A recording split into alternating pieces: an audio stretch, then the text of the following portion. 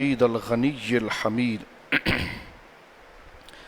ذي العفو الواسع والعقاب الشديد والصلاة والسلام على سيد الأنبياء خاتم النبيين سيد المرسلين شفيع المذنبين سيد الأولين والآخرين سيدنا وحبيبنا نبينا وكريمنا ومولانا محمد صلى الله عليه وسلم عبده ورسوله بالهدى ودين الحق أرسله أما بعد فأعوذ بالله من الشيطان الرجيم بسم الله الرحمن الرحيم وإذ أخذ ربك من بني آدم من ظهورهم ذريتهم وأشهدهم على أنفسهم ألست بربكم قالوا بلى شهدنا أن تقولوا يوم القيامة إنا كنا عن هذا غافلين آمنت بالله صدق الله العظيم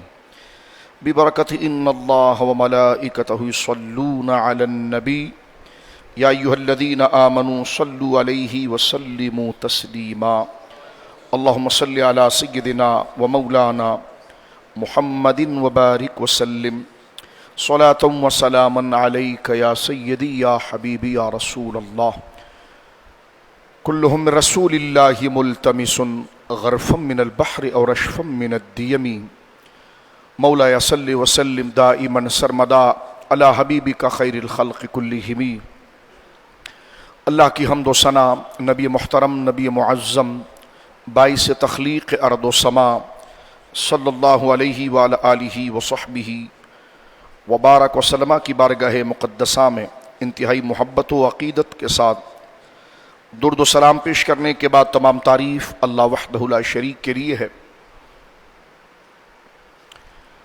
موجودہ صورتحال میں پوری دنیا کے موسم میں جو تغیرات اور کائنات کے نظام میں جو تغیرات ہیں، یہ اللہ رب العالمین جل وعلا کی قدرت باہرہ اور اس کے اختیار مستقل کا ایک ظہور اور اعلان ہے۔ انسان اپنی بقا کے لیے، اپنی ترقی کے لیے اور اپنی مرضی سے اپنے لیے بھلائی کسی چیز کو سمجھتے ہوئے وہ اپنی زندگی کو سہولت کی طرف اپنی مرضی سے لانے کی کوشش کرتا ہے، اور یہ کوئی بری بات نہیں ہے، لیکن یہ بات اس وقت عیب اور نقص بنتی ہے کہ جس وقت وہ اپنی ترقی اور اپنی سہولت اور اپنی زندگی میں راحت کی فراوانی کو دیکھتے ہوئے وہ اس کا مطلب یہ نکالتا ہے کہ یہ سب میری مرضی سے ہوا، میرے اختیار سے ہوا، میں نے اچھی تدبیر کی تھی اور اس تدبیر پر میں نے خود ہی اپنے عمل کی تقدیر کو بنا لیا، اور اس وقت وہ اپنے ذہنوں سے اللہ رب العالمین جل وعلا کی انعامات، اس کا عطیہ، اس کا شکرانہ، اس کا کرم اور اس کی ذات کے ساتھ تعلق اور اس کی موجودگی کی حقیقت کو جب اپنے قلب و جگر کے اندر جس قدر پھیکا، پست اور کمزور کرتا چلا جاتا ہے، اس وقت یہ چیزیں انسان کے لیے انسانیت کے درجے سے گر کر شیطنت، گمراہی اور دنیا پرستی کی طرف اس کی توجہ کو لے جاتی ہے۔ لیکن موجودہ صورتحال میں انسان نے چاہے اپنی تدبیر، اپنے وجدان، اپنے علمی صلاحیتوں سے معلومات کے ذخیرے پر اور معلومات کی افق معلومات پر جتنی اونچی کمندیں ڈال کر اس کا علم حاصل کرنے کی کوشش کی، لیکن آئے دن نیا نیا طریقہ کائنات کے اندر وجود میں آتا ہے، اور انسان کی بنائی ہوئی تدبیر اور مستقبل کی اس کی اپنی ایک پیشن گوئیاں جو اپنے علم اور کائنات کے ادراک سے وہ حاصل کرتا ہے، اللہ کو چھوڑ کر اور اپنے علم ہی پر جب بھروسہ کر لیتا ہے تو روزمرہ موسم کے تغیرات اس کے استدلال کے پرخچے اڑا دیتے ہیں اور اسے بتا دیتے ہیں کہ تو جو اپنی مرضی سے مطلق العنان بن کر اپنی مرضی سے اپنی سہولیات کو بروئے کار لا کر ہماری ذات اور ہمارے مرتبے اور مقام کو بھول کر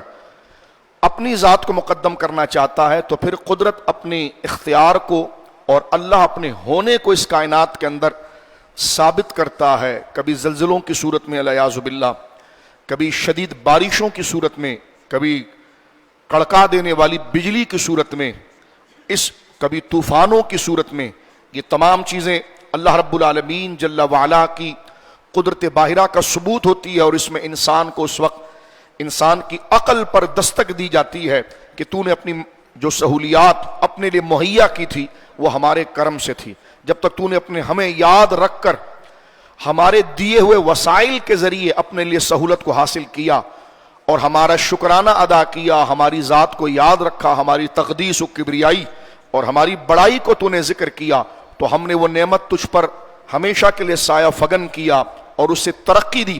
لیکن جس وقت تو نے ہماری ذات، ہمارے انعام، ہمارے عطیہ اور ہمارے فیضان کو چھوڑ کر تمام تر سہولیات کو تو نے اپنی تخلیق سمجھ لیا، اپنے علم کا نتیجہ سمجھ لیا، اپنی محنت کا اجر سمجھ لیا، اپنی صلاحیتوں کا نتیجہ سمجھ لیا، اور ہماری ذات جو حقیقی اس میں کار فرما ہے اس کو چھوڑ دیا، تو پھر کائنات میں اس قسم کے تغیرات انسان کی ہدایت کے لیے اور وجود باری تعالیٰ پر جو یہ ساری کائنات دلیل ہے، تو مظاہر کی چیزوں کو مختلف کر کے اللہ رب العالمین جل وعلا کی معرفت ہونا، اس کی قدرت، اس کے اختیار اور اس کی مرضی کے غلبے کو ظاہر کیا جاتا ہے۔ لہٰذا اس میں واویلا کرنے کے ساتھ ساتھ اللہ رب العالمین جل وعلا کی عذاب سے پناہ طلب کرنا اور اس کی ناراضگی پر استغفار کرنا اور ملنے والی نعمتوں پر شکر ادا کرنا، یہ ہمیشہ سے اہل ایمان کا طریقہ رہا ہے۔ موجودہ جو صورتحال موسم کی بگڑ رہی تھی، تو میں نے سوچا کہ قرآن کریم سے ہم ایک مطالعہ کرتے ہیں، الحمد سے لے کر والناس تک، جس میں اللہ رب العالمین جل وعلا نے انسان کو جو اپنا عرفان، اپنی پہچان، اپنی وحدانیت، اپنے اختیار، اپنی قدرت باہرہ کو جو ذکر کر کے اس کائنات کے اندر وہ تمام چیزیں، وہ نشانیاں موجود ہیں جو اللہ کی شان، عظمت، وجود پر دلالت کرتی ہے، اور یہی کائنات کی ایک ایک چیز اور ذرہ انسان کے لیے اللہ کو سمجھنے کا، اس کی معرفت حاصل کرنے کا ذریعہ ہوتا ہے۔ اور یہ سب سے بہترین تمیز اللہ کی ذات کا عرفان، اللہ رب العالمین جل وعلا کی ذات کی پہچان، اس کائنات کے مظاہر کی صرف صحیح توجہ دلا کر اس سے کیا مقصد لینا چاہیے، اس پر اگر کوئی کلام اور کتاب ہماری درست رہنمائی کر کے اور ہماری فکر کو درست جہت دے کر ہمیں اپنے مطلب کے قریب پہنچاتی ہے، تو وہ قرآن مجید ہے۔ آج کے درس قرآن میں ہم متعدد قرآن مجید کی آیات پڑھ کر اس بات کو سمجھنے کی کوشش کریں گے کہ ہم زندہ لاش نہیں، ہم بے ہوش اور نشے کی حالت میں گلیوں اور گھروں میں بھٹکنے والے نہیں، بلکہ اللہ نے ہمیں اپنی پہچان، اپنی معرفت، اور معرفت کے بعد جب اس کی پہچان اور معرفت حاصل ہو جائے تو پھر اس کے قانون، اس کی حکمرانی کے سامنے گردن جھکا کر اس کے قانون کی اتباع کرنے کا نام بندگی ہے۔ لہذا قرآن مجید فرقان حمید کی یہ چند آیات آج کے درس میں ذکر کی جائیں گی جو انسان کے لیے عرفان الہی اور معرفت الہی کا ذریعہ بنتا ہے۔ سائنسی ایجادات بھی آج کل آپ دیکھیے جو اس پر تبصرے ہو رہے ہیں کہ بجلی میں کتنی طاقت ہے، یہ کتنی طاقت رکھتی ہے، لیکن اس کے پیچھے کیا چیز ہے؟ کہتے جی ہوائیں آپس میں جب بادلوں کے ساتھ رگڑا لگاتی ہے، رگڑ کھاتی ہے، تو اس سے چمک پیدا ہو جاتی ہے۔ تو ایک بھاپ نما بادل کہ جس میں سوائے بھاپ کے کوئی نہیں ہے، اس میں چمک کا پیدا ہو جانا، اتنی سخت بجلی کا آ جانا، پھر تجزیے کے طور پر درست بات ہے، اس کی نفی ہم نہیں کرتے کہ ہواؤں کا تیز بادلوں کے اندر آنا اور اس کے بعد بادلوں کے ساتھ ہواؤں کا بادلوں کے ساتھ ایک رگڑ کو پیدا کرنا، جس سے خطرناک قسم کی بجلی کا اس ایک بھاپ کے اندر پیدا ہو جانا، یہ تمام تر چیزیں تو ٹھیک ہے جو تجزیے کے طور پر دکھا دی جاتی ہے، لیکن وہ کون ہے جو ان ہواؤں کو وہاں تک لے آتا ہے؟ کون ہے جو صرف بادلوں کے غبار کو سمندروں سے اٹھانے والے لاکھوں اور کروڑوں من پانی کو ان کے دوش پر سوار کروا دیتا ہے؟ ان بادلوں میں یہ صلاحیتیں پیدا کرنے والا کون ہے؟ ہواؤں کو ان طرف جانب کرنے والا کون ہے؟ ہواؤں کے ذریعے یہ پورے نظام کو چلانے والا کون ہے؟ تو یہ دانائی، یہ حکمت، کمال کی کاریگری کہ کوئی چیز اگر دیکھا جائے تو چونٹی سے لے کر ہاتھی تک، ذرے سے لے کر آسمان تک، ہر چیز اپنی جگہ پر اللہ رب العالمین کی معرفت اور پہچان اور اپنے کمال کے اندر ایک ذرہ بھی پوری کائنات رکھتا ہے۔ تو قرآن کریم نے اس طریقے سے انسان کو جو اللہ رب العالمین جل وعلا کی معرفت کی طرف ابھارا ہے، لایا ہے۔ ہم چاہتے ہیں کہ اپنے ایمانوں کو تازہ کرتے ہوئے کہیں ایسا نہ ہو کہ اپنی پناہ طلب کرتے ہوئے صرف محکمہ موسمیات پر ہی ہماری نظر رہ جائے، اپنی ذات کو سہولیات دیتے ہوئے صرف دنیاوی تجزیاتی علوم ہی پر نظر رہ جائے، اور اس کے پیچھے جو ذات کار فرما ہے، جو جس کے دست قدرت میں وہ باغ ڈور ہے، جس کے ذریعے نظام کائنات کا رد و بدل اور تغیر کی طرف آتا ہے، تبدیلی کی طرف آتا ہے، اس ذات کو ہم بھول جائیں، آخرت کو بھول جائیں، اپنی زندگی کے مرضی کو بھول جائیں، تو ایسا بھی نہ ہو۔ روزمرہ سوشل میڈیا اور ٹی وی کی زیادہ معلوماتی چیزوں کو دیکھنا درست ہے، لیکن اس کے ساتھ انسان انہی چیزوں پر انحصار کر کے کسی انسان پر کامل بھروسہ کرے کہ ذرا موبائل کھولیے، آج موسم کے حالات کیا ذکر کیے گئے ہیں، کتنے فیصد بارش کا امکان ہے۔ یہ ایک اسبابی چیزیں ہیں اپنی منزل کو پانے کی، لیکن اسی پر توکل کر کے بیٹھ جانا اور اس کے پیچھے جو ذات کار فرما ہے اس کی حقیقت کو آہستہ آہستہ بھولنا، یہ انسان کی گمراہی اور یہ سب سے بڑا دھوکہ اپنے آپ کو دینا ہوتا ہے۔ تو لہٰذا میں نے چاہا کہ آج کے درس قرآن میں اور اس کے بعد جو تھوڑا وقت رہے گا تو قرآن مجید نے جو ہماری اصلاح کے لیے جو آج کا موضوع ہمارا ہے کہ انسان اور عرفان الہی پر قرآن مجید جو روشنی دیتا ہے، اس چیز کو ہم ذکر کرنا چاہیں گے۔ سب سے پہلے تو میں یہاں پر اصلاح کے طور پر اگر آپ کی توجہ بھیڑ بھاڑ، راستوں کی ٹوٹ پھوٹ اور ٹریفک سے اگر آپ اپنا دماغ خالی کر چکے ہوں تو پھر آپ سنیے گا، ورنہ میں سولو کیمرے میں دیکھ کر ہی گفتگو کروں گا۔ اگر آپ کے چہروں پر تازگی نہیں ہوئی تو میں آپ کی طرف دیکھوں گا بھی نہیں، میں ادھر ہی دیکھوں گا، کیونکہ میں اپنا ذوق آپ کو دیکھ کر خراب نہیں کروں گا، کیونکہ یہ بات جو کی جا رہی ہے اپنی سستی کاہلی جہاں جوتے آپ نے اتار دیے ہیں، وہ فضول رسومات، سیاست کی لعنت، لوگوں کے جھوٹ و فریب، سیاستدانوں کا کرپشن، ان کا دھوکہ، خدا کی لعنت ہو ان کے اوپر، ان کو جہاں جوتا آپ نے اتارا وہاں چھوڑ دیں، یہاں صرف معرفت الہی حاصل کرنے کے لیے جمع ہو گئے ہم۔ چہروں پر تازگی لائیے، جو ہمارا اصل رشتہ ہے، جو ہمیں اصل رصد اور توانائی چاہیے، اس کو جاننے کے لیے ہم آئے ہیں۔ تو چہروں پر بالکل ہوائیاں پریشانیاں نہ لے کر آئیں، ورنہ سائیڈ میں جا کر ادھر کرسیاں لگی وہاں بیٹھیں، ہمارے سامنے نہ بیٹھیں۔ سامنے بیٹھیں تو چہروں پر تازگی رکھیں کہ جو دلوں کے اندر سچائی ہے تو بندہ اپنی اصل منزل کو پا رہا ہے، اور اس منزل کو پانے کا سب سے سچا ذریعہ قرآن مجید ہے، اور قرآن نے یہ توفیق ہمیں دے دی اللہ نے کہ ہم اس کے دین کے قریب آ کر دین کو سمجھ رہے ہیں۔ تو مکمل چستی کے ساتھ، توانائی کے ساتھ، بیداری کے ساتھ، خوشی کے ساتھ اور رغبت کے ساتھ اللہ کے کلام کو سنیے۔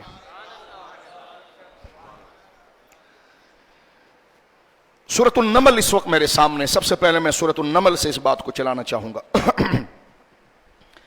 اللہ رب العالمین کی قدرت اور حکمت اور اس کی کاریگری، جس کو ظاہری الفاظ میں یہ عرض کروں کہ اللہ کا مزاج کیا ہے کائنات کے بارے میں، یہ سب سے پہلا پوائنٹ ہے۔ اس کے بعد ہم باری تعالیٰ کی ذات کی طرف چلتے ہیں، لیکن کائنات جو اس نے بنائی ہے، تو کائنات کے بنانے کے اندر میں لفظ ظاہر عرض کر رہا ہوں، ظاہراً اس کا مزاج کیا ہے، سوچ کا لفظ تو نہیں استعمال کیا جا سکتا، اس کا مزاج کیا ہے، اس کا قانون کیا ہے۔ تو یہاں پر سورۃ النمل میں آیت نمبر 88 میں اللہ رب العالمین نے اس کائنات کی تخلیق میں اپنا قانون، اپنی مرضی، اپنا مزاج بتایا ہے کہ یہ کیا ہے۔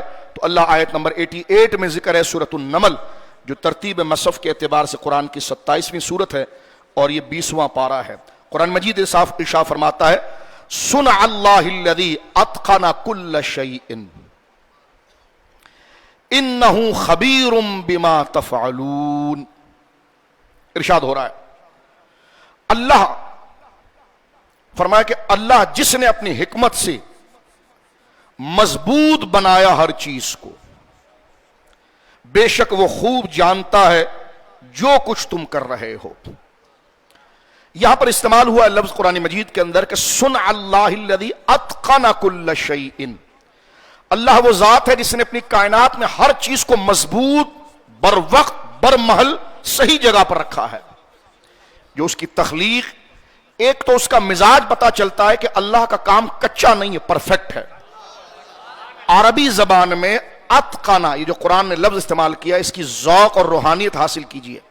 بیوی بچے محبت مال سب پھینک کر آئی ہے. جو اصل ہماری زندگی کا مقصد ہے رب سے محبت کا، اس کو اس سے جلا دیجئے. قرآن مجید یہاں ذکر کر رہا ہے سن اللہ الذی اتقن کل شیء. عربی زبان کے اندر یہاں پر اس کا سادہ سا مفہوم یہ بنتا ہے کہ رب کریم کی ذات وہ ہے کہ جس نے کائنات کے ہر جز، ہر حصے، ہر پارٹ، ہر شے کو انتہائی مضبوط مستحکم بنایا ہے کہ یہ اربوں سال سے وہ پارٹس استعمال ہوتے، نہ وہ گھستے ہیں، نہ وہ کم ہوتے، نہ زیادہ ہوتے ہیں. یہ وہ پرزہ ہے. مثلا گاڑی جب چلتی ہے تو اس میں کوئی چیز اپنے نیو برانڈ ہونے کی وجہ سے 4000 کلومیٹر، 5000 کلومیٹر، 1,00,000 کلومیٹر کے بعد اس کے پارٹس جو اس کی ضرورت جتنے درجے پر ہونی چاہیے اس کی صلاحیتیں کم ہونا شروع ہوتی ہے. آپ میکینک کے پاس جاتے ہیں، اس کو چینج کرتے ہیں، پھر دوبارہ گاڑی اسی رفتار کے ساتھ چلنا شروع ہو جاتی ہے. رب فرماتا ہے ایسا نہیں ہے. ہمارے کام میں ہم نے جو چیز کائنات میں جس جگہ پر جس چیز کو فٹ کر دیا ہے، اتقنا. اللہ اکبر. عربی اگر آتی ہو تو بندے کی چیخ نکل جائے اس لفظ پر، اور کائنات کے مظاہر کو بندہ دیکھے. فرمایا اتقنا کل شیء، ہر چیز کو برمحل، پرفیکٹ، مضبوط ہم نے رکھا ہے. برسا برس سے جو بادل ہم نے بنائے ہیں، نہ اس میں کوئی چھید آتا ہے، نہ اس میں کوئی سوراخ ہوتا ہے، نہ اس کی طاقت میں کوئی کمی ہو جاتی ہے. تو فرمایا جو بھی چیز ہم نے کائنات کے اندر بنائی ہے، یہ علم عقلیات اچھی چیز ہے. سائنس کا اسلام منکر نہیں ہے بلکہ معید اور مددگار ہے. لیکن یہ کہنا چاہتا کہ سائنس منزل نہیں ہے، منزل اللہ کی طرف سے ملنے والا علم ہے. یہ ایک اپنے ذہن سے بنائی دی تھیوری اور اس کے بعد پریکٹیکل کا ایک طریقہ ہے. پریکٹیکل میں جب غلطی ہوتی تو پھر ایک تھیوری لائی جاتی ہے. تو وہ تھیوری کسی چیز کو سمجھنے کے جو انسان اس حقیقت کو جاننے کے لیے جو پلاننگ کرتا ہے وہ تھیوری ہے. پھر اس کے اندر پریکٹیکل چلتا ہے، پھر دیکھتا ہے کتنی کمی کیا ہے. تو اللہ فرماتا ہے جب تمہاری تھیوری، تمہاری سوچ کمزور ہے تو اس سوچ پر تم کوئی خیالی پلاؤ نہ رکھو. ہماری ذات وہ ہے جس نے اس کائنات کو بنایا ہے. ہمارا علم بے اعتبار تھیوری کے نہیں بلکہ علم یقین ہے. ہم چیز کو بیان کرتے ہیں.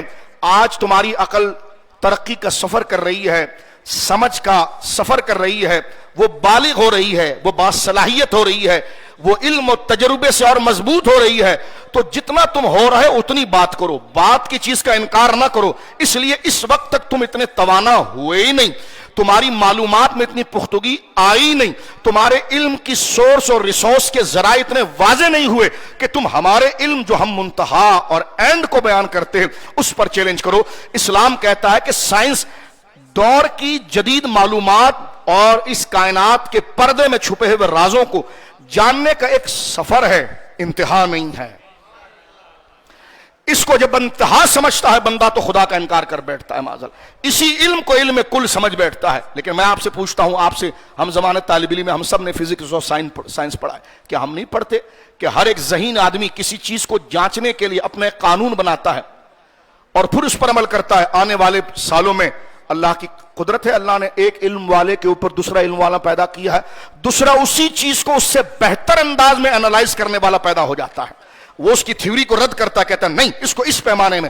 تو جو جانچنے کا طریقہ ہی قطعی نہیں ہے تو اس قطعی ذات کے لیے انکار کیسا؟ تو لہذا قرآن کریم کہتا ہے ہم تمہیں بتاتے ہیں کہ انجام ہر شے کا کیا ہے. انجام ہر شے کا یہ ہے کہ ہم نے کائنات میں ہر چیز کو مضبوط، پرفیکٹ اور مضبوط و تیقن کے ساتھ بنایا ہے. بس یہ سمجھ لو. اب یہ انجام ہے. اب دیکھیے اس پر مفسرین کیا تبصرہ کرتے ہیں. قرآن کریم کے ہم متعدد آیات کو لیتے ہیں. پہلے تو میں سورہ نمل کی طرف آیا ہوں. فرمایا سنع اللہ الذی اتقن کل شیء انہ خبیر بما تعملون انہ خبیر بما تفعلون. صرف بارشوں کو دیکھ کر ہائے ہائے خوشی نہیں، اس کے پیچھے جو راز ہے، یہ بارش جس کے برسانے والے کی قدرت کا پتہ دیتی ہے، مومن اس طرف بڑھتا ہے. کافر کی تحقیق میں اور اہل ایمان کی تحقیق اور اس کی سائنس اور اس کی سوچ میں فرق یہ ہے کہ وہ کائنات کے کسی مظہر کو اپنی تھیوری کے مطابق دیکھتا ہے تو وہ حیران ہو کر کہتا کیا کمال ہے اس میں. مومن وہ کہتا کمال اس میں نہیں، جس نے بنایا ہے وہ با کمال ہے، وہ اس سے آگے جاتا ہے.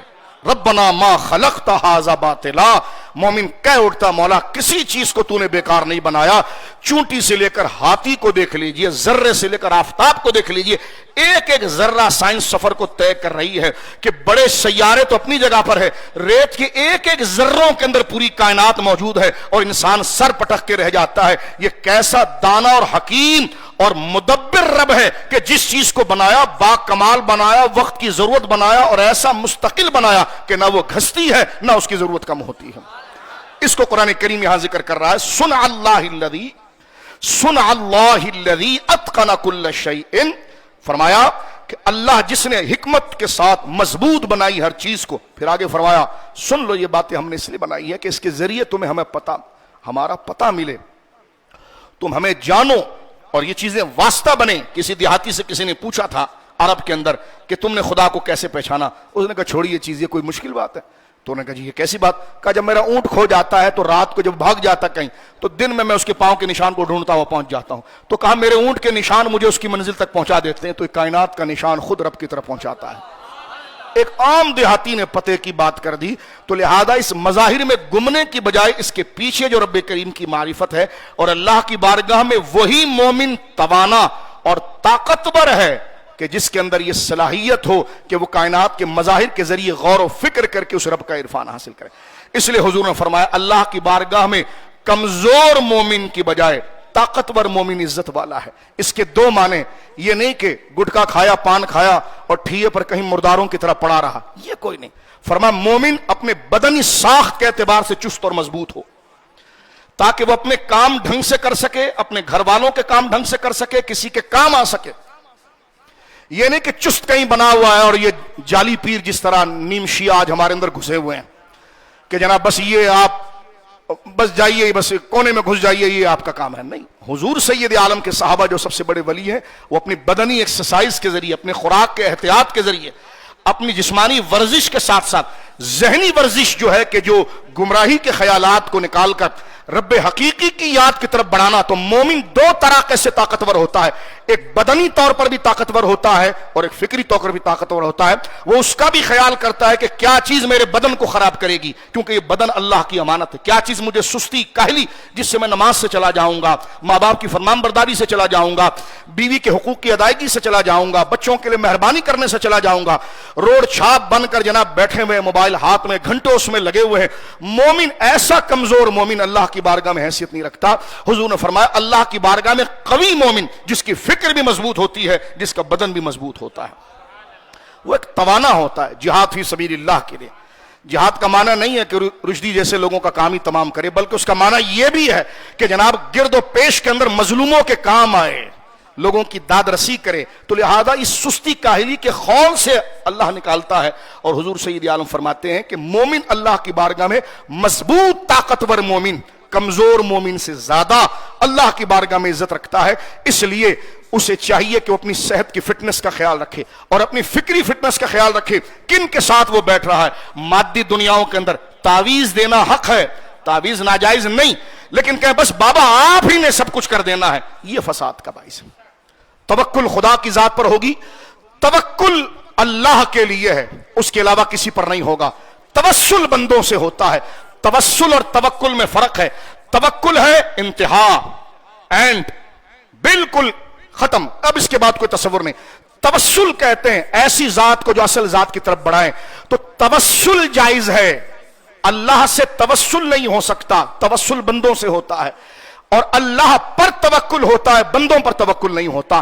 तवक्कुल वह है जो हमारी फिक्र का मुंतहा है। यह चीज ना आप पानी को समझेंगे, ना खाने को समझेंगे, ना तावीज को समझेंगे, ना पीर को समझेंगे, ना मौलवी को समझेंगे। यह इंतहाई दर्जा जो है तवक्कुल का, इंतहाई भरोसे का, कि उसके बाद उम्मीदें खत्म हो जाएं, सारी उम्मीद उसी की जात पर आ जाए, यह दर्जा सिर्फ अल्लाह रब्बुल आलमीन जल्ला वाला का है और इसको तवक्कुल कहते हैं। लेकिन तवक्कुल तक बढ़ने के लिए जो तवस्सुल है, ऐसी सोहबत, ऐसा जिक्र, ऐसे मिजाज, ऐसे लोग, ऐसी हस्तियां जिनके साथ मिलकर हम खुदा की तरफ जाएं, तो अब आप देखें उस हस्ती को मुकम्मल नहीं माना, बल्कि एक हकीकी जात की तरफ बढ़ने का जरिया और वक्ती तौर पर उसको समझा है। तो लिहाजा तवस्सुल जायज है, तवक्कुल खुदा के अलावा किसी पर जायज। तो लिहाजा हम ये वो खोलिए जरा, मोबाइल खोलिए, आज जरा देखें मौसम के हालात क्या है। تو اس درجے سے دیکھیے جو توسل تک ہو کہ جس سے آپ کسی چیز کی پرے لیں، لیکن اسی پر انحصار کر لینا مومن کا یہ شیوا نہیں ہوتا ہے. مومن کا یہ شیوا، میں علم کی نفی نہیں کر رہا، کوئی اپنی کم علمی سے یہ نہ سمجھے، میں کہہ رہا ہوں جو آج ہمارے عقیدوں کے اندر فساد آ جاتا ہے کہ سب چیز اسی معلومات کو سمجھ لیتے ہیں، لیکن اس کے پیچھے جو ذات کار فرما ہے، جو سامنے چیزیں رونما ہو رہی ہیں، وہ رونما ہماری ہدایت اور معرفت کے لیے ہو رہی ہیں، اس کے پیچھے جو ذات کار فرما ہے اس کو بھول جاتے ہیں اور وقتی معلومات دینے والوں پر توکل اور بھروسہ کر دیتے ہیں. تو قرآن کریم نے اس چیز کو کا انکار کیا اور مومن کو صحیح راستہ بیان کیا ہے. مثال کے طور پر آپ اگر اپنی منزل کی طرف جا رہے ہیں، جہاں آپ کا ضروری کام ہے، راستے میں اگر خوبصورت ہوٹل مل جائے تو آپ وہیں ڈیرا ڈال کر نہیں بیٹھتے، بلکہ اس ہوٹل کو وقتی سمجھتے ہیں کہ بس سہولت لے لی، جتنا فائدہ لے لیا، اس کا فائدہ، اس سے بینیفٹ اٹھا کر مزید توانائی لے کر اپنی منزل تک جانا ہے. بس یہی توسل ہے اور وہ توکل ہے. ہر چیز کو کائنات کی اس اعتبار سے استعمال کرنا، یہ اب اللہ نے فرمایا سن اللہ الذی اتقن کل شیء انہ خبیر بما تفعلون. اللہ کی جس نے حکمت سے اس کائنات کو مضبوط بنایا، ہر شے کو مضبوط بنایا، بے شک وہ خوب جانتا ہے اور جو کچھ تم کر رہے ہو. اب دیکھیے اس میں یہ اتقنا کا لفظ جو میں نے آپ کی خدمت میں عرض کیا، اللہ تعالیٰ نے جو چیز بنائی ایسی مضبوط اور مستحکم بنائی کہ وقت سے پہلے نہ وہ بوسیدہ ہوتی ہے، نہ وہ بوسیدہ ہوتی ہے، نہ وہ ٹوٹ پھوٹ کے کوئی اثرات نظر آتے ہیں. آسمان ہزاروں صدیوں سے بنے ہوئے، آپ دیکھیے، کوئی بتا سکتا آسمان کے تارے؟ ایک سائنسی گورا آتا وہ اپنی ایک پخ مارتا، دوسرا آتا وہ اپنی پخ. تمہارا کام ہی نہیں ہے یہاں پر. بگ بینگ ہے اور اتنے ہزار کروڑ سال ہو گئے، قرآن کہتا ہے تمہارا کام ہی نہیں. تم پدے ہو، تمہاری عقلیں اس کا احاطہ نہیں کر سکتی. تمہارا یہ کام نہیں ہے کہ یہ کب سے بنی ہے، تم یہ دیکھو بنایا کس نے. تم پہنچ ہی نہیں سکتے اس چیز کو. اللہ رب العالمین جل وعلا، دیکھو مزاج، میں اس کا بھی انکار نہیں کرتا کہ کوئی طالب علم ناراض ہو جائے، نہیں، اپنی طرف سے تجربات ذکر کیے جائیں، لیکن اس یقین سے ذکر کیے جائیں کہ یہ حتمی نہیں ہے، ایک خیال ہے، یہ سامنے بولیں آپ. اس طرح رائے پیش کرنا کہ یہ حتمی ہے تو اسلام اس کو دیوار پر مارتا ہے. فرمائیے تمہارے حد علم میں یہ چیز نہیں ہے کہ جس کا تم ادراک کر سکو. اس لیے تھیوری کے اندر جو ایک پورا ڈرامہ کئی صدیوں سے چل رہا ہے، میں جس طرح کبھی کبھار یہ بات کرتا رہتا ہوں کہ سورہ اعراف میں قرآن مجید میں اللہ رب العالمین نے ایک مسئلہ ذکر کیا کہ جنتی دوزخیوں سے بات کریں گے، جنتی دوزخیوں سے بات کریں گے علیاذ باللہ، اور جنتی دوزخیوں سے کہیں گے معاذ اللہ کہ تم جہنم میں کیوں ہو؟ وہ کہیں گے ہم نماز نہیں پڑھتے تھے. یہ سورہ اعراف میں. یہ بات میں کر رہا ہوں آپ کے سامنے 7ویں صدی ہجری کی، یعنی آج سے 800 سال پہلے. موبائل تو آ گیا ہے نا، آج 4G 5G اور اس سے آگے کا زمانہ آ گیا ہے. یہ زمانے کی بات نہیں کر رہا. آج سے 1000 سال پہلے امام رازی کے گلے میں 2 فلسفی آ کر اٹک گئے اور لٹک گئے اور کہنے لگے اس مسئلے کا حل بتاؤ. یہ تو ہو ہی نہیں سکتا. تم کہتے ہو جنت اتنی دور ہے، تم کہتے ہو دوزخ اتنی دور ہے، تو جب اتنے دور ہے تو مکالمہ کیسا ہوگا؟ دیکھو سائنس اس وقت اتنی نابالغ تھی اور قرآن کب سے کہہ رہا ہے کہ دور سے کلام ہو سکتا ہے. تو اس لیے منتہا رب کا علم ہے. اب ذرا غور کیجیے، امام رازی تفسیر کبیر میں لکھتے ہیں، آگے امام رازی کے پاس کہنے لگے یہ قرآن غلط کہتا ہے معاذ اللہ. کس طرح مکالمہ؟ وہ جہنمی اتنے دور ہے، وہ جنتی اتنے دور ہے، قرآن کہتا ہے دونوں کی باتیں ہوں گی. تو امام رازی نے فرمایا اس میں کیا عرض ہے، کیونکہ اس وقت تو ٹیلی فون کا تصور بھی نہیں تھا. آج وہی قرآن کے فارمولے پر چلتے ہوئے ترقی کی گئی، تو پھر تو اپنا علم کہتا ہے اسے، جس کو تو تھیوری کہتا ہے، اس مزاج کو دیا کس ذات نے؟ اب دیکھیے امام رازی رحمۃ اللہ علیہ نے سے کہا فلسفیوں سے کہ تمہیں پرابلم کیا ہے اس آیت سے؟ انہوں نے کہا پرابلم یہ ہے کہ یہ دونوں جماعتیں اتنی دور ہے، وہ جنت تم کہتے ہو اتنی اوپر ہے، وہ دوزخ تو اتنی نیچے ہے، تو یہ آواز وہاں تک کیسے پہنچ گئی؟ اور انہوں نے جواب دیا تو یہ آواز کتنی پہنچی؟ تو امام رازی نے مسکرا کر کہا کہ یہ قاعدہ تم نے کہاں سے بنا لیا کہ جو چیز دور ہو وہ سنی نہیں جا سکتی؟ اللہ اکبر. یہ 1000 سال پہلے امام رازی اس قانون کو ایجاد کر اس قرآن کی آیت سے لا رہے ہیں. فرمایا کہ اے عقلاء، اے فلاسفروں، اے یونانیوں، تمہیں کس نے کہا کہ سننے کے لیے قریب ہونا ضروری ہے؟ فرمایا یہ ہواؤں کی لہر کے بارے میں تم کیا کہتے ہو فلاں. دیکھیے تو وہاں پر امام رازی نے یہ بات لکھی ہے کہ بعد شدید، کسی چیز کا بہت دور ہونا، اور قرب شدید، کسی چیز کا بہت قریب ہونا، یہ سننے سنائے سے مانے نہیں. یعنی سننے اور سنانے سے یہ چیز روکتی ہی نہیں. آج دیکھیے سائنس اس کو پروف کر رہی کہ نہیں کر رہی.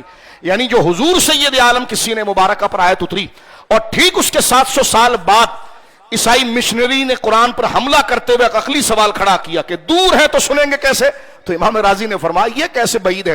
کسی چیز کا دور ہونا اس بات پر دلیل نہیں کہ وہ سنا نہیں جا سکتا. آج دیکھیے اس قانون کے اعتبار سے سیٹلائٹ آپ کے سامنے آ گیا, دیگر چیزیں آ گئی, تو انسان کو ہم کہتے ہیں ذرا ٹھنڈی سانس لے, پیٹ کا ہلکا مت بن, زیادہ بک بک نہ کر, ابھی تیرا سفر جاری ہے, تو آگے چل کر وہی بولے گا جو قرآن نے ذکر کر دیا ہے. تو قرآن یہاں پر ذکر کرتا ہے کہ ہم نے جس چیز کو پیدا کیا ہے وہ مضبوطی کے ساتھ پیدا کیا ہے. اور آپ دیکھیں کہ فرمایا کہ آسمانوں کو دیکھو, آسمانوں کو دیکھو, صدیوں سے تنے ہوئے ہیں, کھنچے ہوئے ہیں, نہ کوئی پلر ہے نہ کوئی ستون ہے, اس کا کوئی گوشہ ڈھیلا بھی نہیں ہوتا. آپ خیمہ باندھیں ذرا گھر پر, شادی بیاہ میں خیمہ باندھیں, 2 دن کے بعد اس کی کناتیں ڈھیلی ہونا شروع ہو جائے گی. لیکن یہ کیسا خیمہ افلاک ہے, یہ ڈھیلا بھی نہیں پڑتا ہے, جس طرح تنا ہوا ہے اسی طرح سٹریٹ یہ تنا ہوا ہے. فرمایا کہ یعنی یہ اس طرح تنا ہوا ہے کہ نہ اس میں ڈھیلا پن آتا ہے, نہ کوئی مرمت کی دلیل بنتی ہے کہ کسی گورے سے کہیں کہ ذرا یہ آپ لے جاؤ اور پیون تھوڑا لگا دیں اوپر, یہ بھی نہیں بنتا.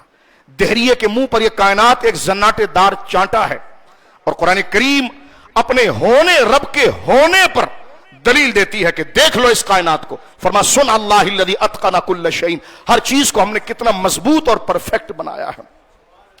یہاں سے قانون, کیونکہ وقت ہمارا مکمل ہو گیا, یہ تو تسلسل کا ایک وظیفہ ہے لیکن ہمارا وقت ہو گیا ہے, یہاں سے اتنا آج کے درس میں ہم پیش کرتے ہیں. آگے انشاءاللہ پھر مزید آیات جو قرآن کریم کی ہے آئندہ درس میں لے کر آئیں گے. لیکن یہاں پر ذرا غور کیجئے, اس سے مفسرین نے ایک معنی جو میرے اور آپ کے لیے پیغام کا نکالا ہے, وہ کیا ہے؟ اللہ نے فرمایا ہر چیز کو ہم نے مضبوط اور پرفیکٹ بنایا ہے. اس سے معنی یہ لیا گیا ہے کہ بندے خدا کے اس مزاج کو ایڈوپٹ کریں, وہ بھی جب کوئی کام کریں تو مضبوط کریں, پرفیکٹ کریں, پورے اخلاص کے ساتھ کریں اور پوری توانائی کے ساتھ کریں. یہ نہیں کہ حضرت میری سائیکل خراب ہو گئی تو پنچر اتنا ڈھیلا لگا دیں کہ جناب بعد میں اس سے ہوا نکلتے رہے کہ دوبارہ وہ گھوم کر آئے. کسی نے کہا جی میرا گھر بنا دیں, تو مزدوری کے چکر کے اندر جناب سیمنٹ کم کر دیا, سریا زیادہ کر دیا, سریا کم کر دیا, تو چونا زیادہ کر دیا. فرمایا یہ ضلالت اور خباثت کی نشانی, اسے خدا سے عرفان کبھی نہیں ملا. ابھی میں آگے حدیث پڑھتا ہوں. اللہ جس طرح فرما رہا ہے کہ جو کام ہم کرتے ہیں مضبوط کرتے ہیں, مکمل, یعنی جس کو ہم اللہ سے ہٹ کر بات کریں, مکمل اخلاص کے ساتھ کام ہوتا ہے کہ جو اس کام کرنے کا حق ہے. اب یہ وصیت بندوں کو دی جا رہی کہ تمہاری زندگی کے جتنے بھی شعبے ہیں, تم سیٹ ہو یا کاریگر ہو, تم مزدور ہو یا حاکم ہو, اس کسے باشد کوئی بھی ہو, تمہارے ذمہ جو کام ہے اس کو مضبوط اور پرفیکٹ کرو, اس میں کمی نہ چھوڑو, ورنہ تمہاری زندگی کے ہر شعبے میں بے برکتیاں آ جائیں گی, کمی آ جائے گی. تمہیں 8 گھنٹے کی ڈیوٹی کی بات کی, پورا 8 گھنٹہ نبھاؤ.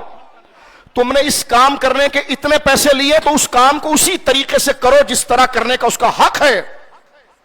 اس آیت کا مطلب یہ نکلا, ڈنڈی نہیں مارنا, کیونکہ تم اس رب کے بندے ہو جس نے کائنات کو مضبوط اور پرفیکٹ بنایا. نبی پاک صلی اللہ علیہ وسلم کی حدیث مبارکہ ہے.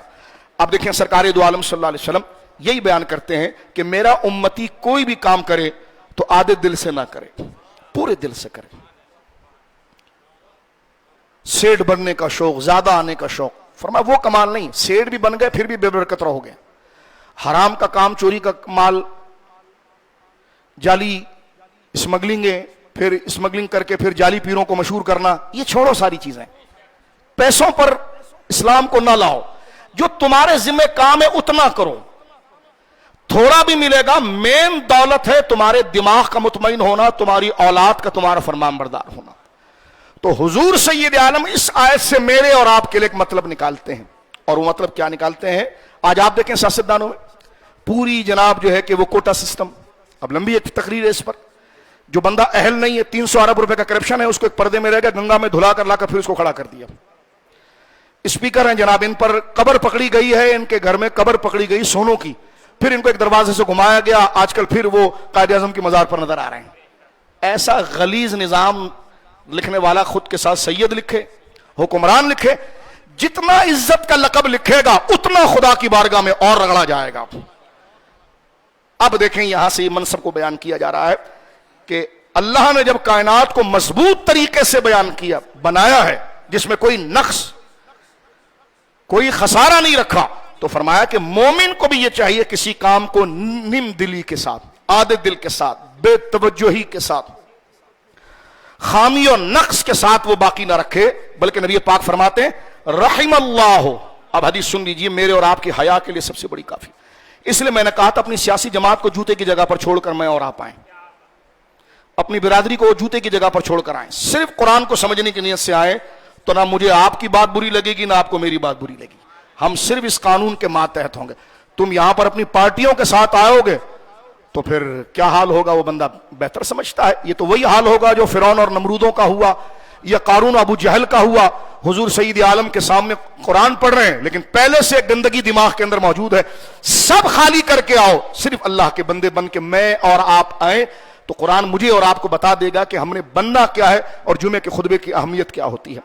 تقریر کو ختم کرتے ہیں اس کے مطابق کہ جب رب نے اس کائنات کو مضبوطی کے ساتھ، تیقن کے ساتھ پرفیکٹ بنایا ہے، تو لہذا مومن کو بھی چاہیے کہ اپنے ذمے کا جو وہ کام کرتا ہے، ڈرائیور ہے، چوکیدار ہے، مزدور ہے، جوتے گانٹنے والا ہے، عمارتیں بنانے والا ہے، کلر کرنے والا ہے، کوئی بھی اس کے ذمے کام ہے، تو یہ آیت اس کو حیا دلاتی ہے کہ پھر وہ کام پورے دل سے کرے. ہو جیسے رب نے کام جو بنایا ہے وہ مکمل اور مضبوط بنایا ہے.